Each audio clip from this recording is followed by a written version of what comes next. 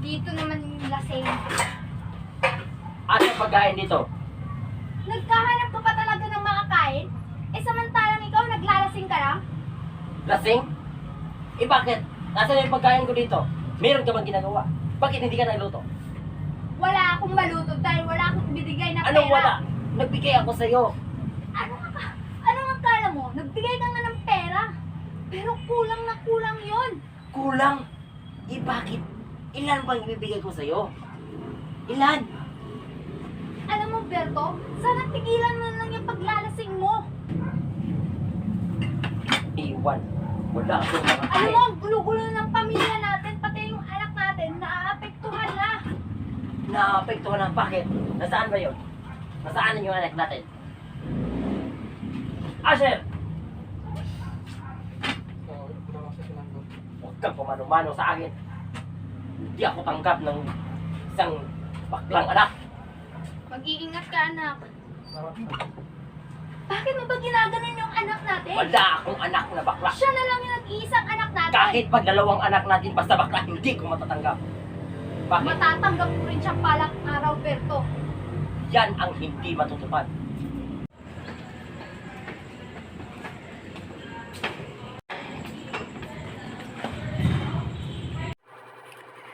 Magandang hapon sa ating lahat. Ang tatalakayin natin ngayon ay tungkol sa gender and society.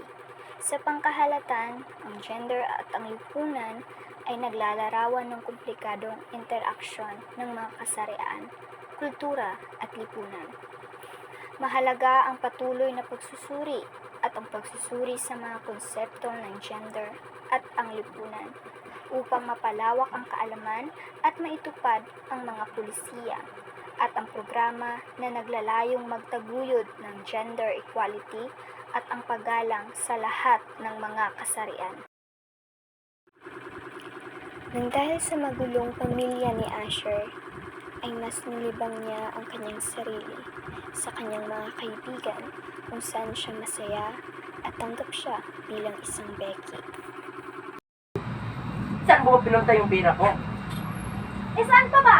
Sa unang anak mo! Ha? Naku, isang bihirang buhay. Ang hirap talaga ng buhay. Palagi ka angan ng angat, pero palagi ka mong lasing-lasing, Berto. Eh, paano naman, Berta?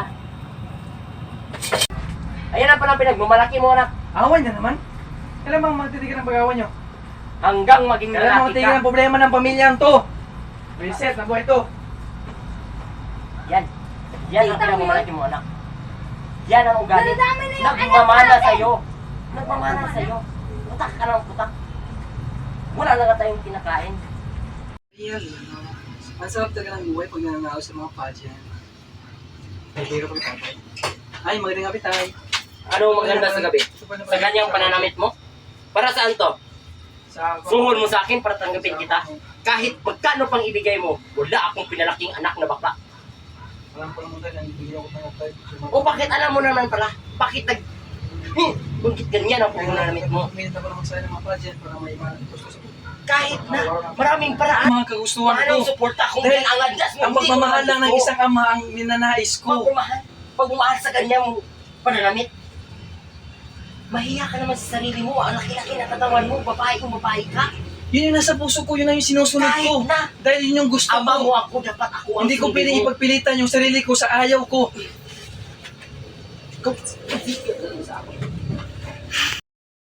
In this world, hindi natin mapiplis ang mga tao na gustuhin tayo base sa ating kaanyuhan, kultura, kung paano tayo manamit bilang isang tao. Naninirahan tayo ng puno ng usap-usapan, pinalilibutan ng mga mata. Ito ang panahon ngayon at hindi natin ito mababago.